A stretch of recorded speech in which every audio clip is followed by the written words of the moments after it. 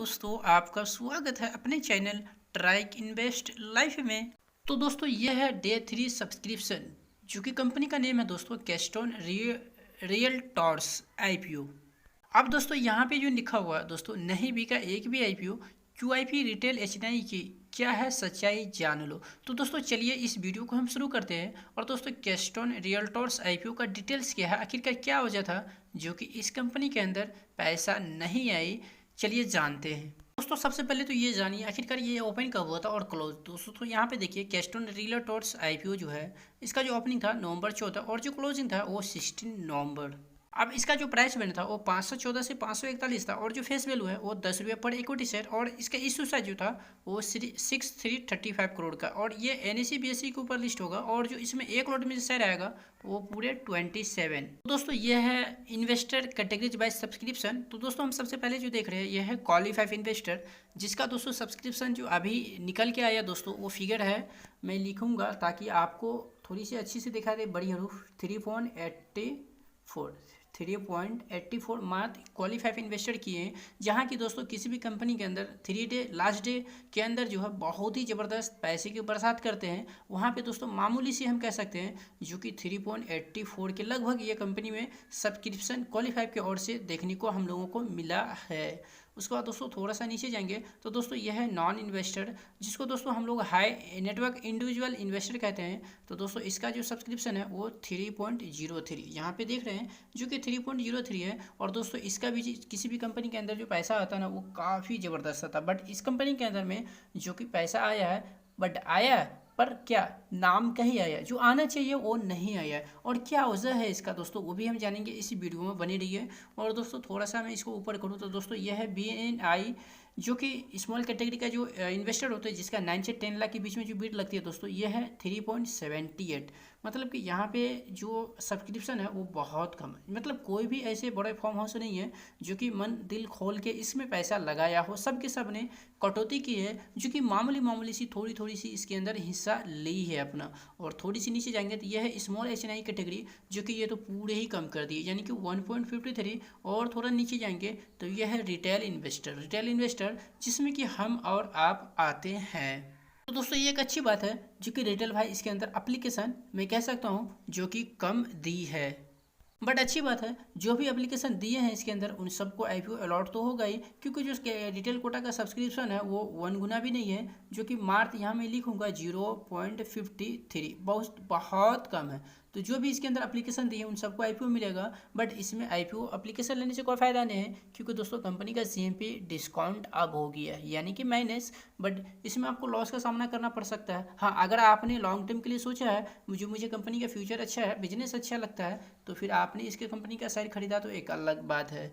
But दोस्तों थोड़ा सा नीचे जाएंगे तो ये कंपनी का जो टोटली सब्सक्रिप्शन निकल के आ रहा है दोस्तों वो है 2.01, यानी कि 2 गुना से थोड़ी सी ज़्यादा कंपनी का जो है सब्सक्रिप्शन हुआ है। तो दोस्तों यहाँ मैं यही कहूँगा जो कंपनी को सब्सक्रिप्शन होना था नहीं हुआ, समझ रहे नहीं हुआ है। और दोस्तों इसका जीएमपी जो है वो पूरी तरीके से माइनस, यानी कि हम लोगों को पूरी तरीके से लो रखा हुआ दिखाई देगा। दोस्तों यहाँ देखिए फर्स्ट डे में जो कि टोटल सब्सक्रिप्शन है वो 0.8 है, जो कि क्यूआईपीओ का तो बिल्कुल भी कुछ नहीं था। और यहाँ पे पाएंगे डे मतलब कि दूसरे दिन जो कि 0.49 जो कि मार्च किसका क्यूआईपी का, और टोटल सब्सक्रिप्शन जो हुई है वो 0.41। और 3 डे में जो कि 3.84 और टोटल सब्सक्रिप्शन जो हुई है वो तो हमने आपको देखा यही जो कि 2.01। मतलब कुल मिला के दोस्तों तीनों दिन में किसी ऐसा एक दिन नहीं है जिसके अंदर भी पैसा के ज़बरदस्त बरसात हुआ हो। सिर्फ और सिर्फ 3 डे में थोड़ा सा हम कह सकते हैं जो कि क्वालिफाइड इन्वेस्टर थोड़ी सी मामूली सी जो कि इसके अंदर सभी इन्वेस्टर से थोड़ी सी ज़्यादा पैसा इसके अंदर दी है, बट ये कुछ देना नहीं हुआ जो कि 9 के बराबर है। बट दोस्तों मैंने आपको लगभग 12:30-1 बजे के बीच में मैंने ये साइपीओ के बारे में बताया था जो क्या फाइनली हम लोगों को एप्लीकेशन देने चाहिए कि नहीं। तो दोस्तों इसमें मैंने ये भी डिस्कस की थी, तो मैंने इसमें एप्लीकेशन नहीं दे रहा हूँ क्योंकि दोस्तों इसमें हमें प्रॉफिट कुछ भी नहीं दिख रहा है सिवाय नुकसान का, और आपको भी मैंने मना किया है और आपने ज़रूर इस बात को माना होगा। अब दोस्तों मैं बताता हूँ आखिरकार कंपनी में ऐसा क्या हुआ जो कि कंपनी के अंदर में पैसा नहीं है। तो दोस्तों मैं बता दूँ कंपनी जो है बहुत हाई डिमांड कर रही है प्राइस कंपनी मार्केट से, जिसके कारण दोस्तों कंपनी के अंदर में पैसा नहीं आया। जो दोस्तों इसका सैंपल रेशो है वो पी रेशो जो है बहुत हाई डिमांड कर रहा है, और इसकी वजह से दोस्तों इस कंपनी के अंदर में पैसा नहीं आया।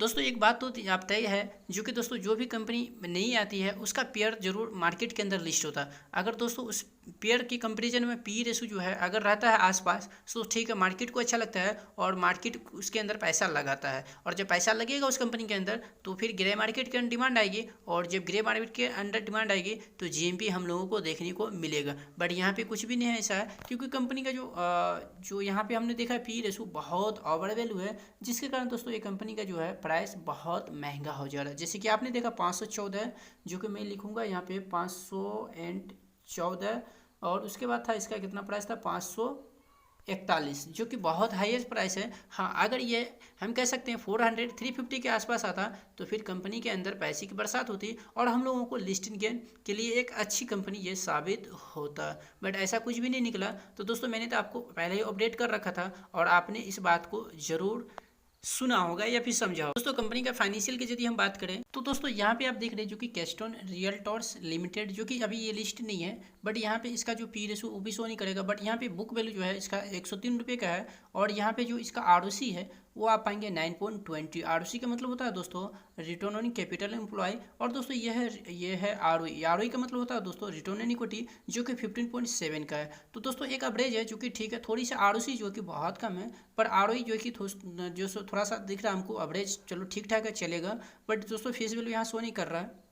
दोस्तों यहाँ पे देखिए पेयर कंपेरिजन में इसका जो स्टॉक पहले से लिस्ट है, गोदरेज प्रॉपर्टी, डीएलएफ, उसके बाद आप देखेंगे बहुत सारे ऐसे कंपनी हैं जो कि सिमिलर बिजनेस करने वाली कंपनी है। और आप समझ सकते हैं जो कि कंपनी जो काम करती है वो आप एक तरह से कह सकते हैं जो कि प्रॉपर्टी में ये डील करती है, यानी कि रियल एस्टेट से ये काम, रियल एस्टेट नहीं कहेंगे, इंफ्रास्ट्रक्चर से ये कंपनी काम करती है। दोस्तों कंपनी का फाइनेंशियल यदि देखें क्यूएनक्यू बेसिस के ऊपर, तो देखिए यहाँ पे सेल्स जो है वो 2021 से 2022, जो कि यहाँ पे ये यूएन बेसिस के ऊपर हो गया, जो कि आप पाएंगे 2021 में जो कि 83.74 का यहाँ पे सेल्स है, जो बढ़ के 168.56 हो गया। काफ़ी अच्छी कंपनी का जो सेल्स है वो बढ़ा है, और जो एक्सपेंस है वो यहाँ पे 82.28 से 1.68, खर्चा भी काफ़ी अच्छा बढ़ा है। और कंपनी का ऑपरेटिंग प्रॉफिट ये चलो ठीक है, ये बढ़ा है तो एक अच्छी बात है, जो कि कंपनी का 1.46 से 4.10 हो गया। और दोस्तों थोड़ा सा नीचे आएंगे तो यह है कंपनी का ओपीएम। ओपीएम बहुत अच्छी चीज़ होती है कंपनी का, जितनी अच्छी ओपीएम रहेगा उतना अच्छा कंपनी का पकड़ है अपने बिजनेस के ऊपर प्रॉफिट मार्जिन। तो दोस्तों 1.74 से 2.43, जो कि बहुत कम है। मैं इसे कहूँगा कि बहुत सारे ऐसे कंपनी का बहुत अच्छे रहते हैं, बट यहाँ पे कंपनी का जो नेट प्रॉफिट है इससे पहले 2021 में लॉस में था, यानी कि माइनस में था।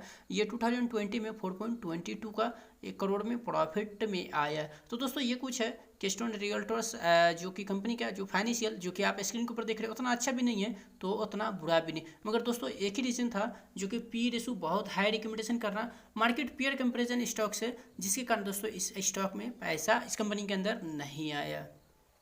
तो दोस्तों इस कंपनी से जितनी भी क्वेरी थी वो सब ने इस वीडियो के अंदर में मैंने क्लियर कर दी है। अब बाकी जो भी अगर क्वेरी हो दोस्तों आपके मन में, तो आप मुझे कमेंट करके पूछ सकते हैं या फिर आप अपना सवाल रख सकते हैं। तो दोस्तों वीडियो देखने के लिए आपको बहुत बहुत धन्यवाद।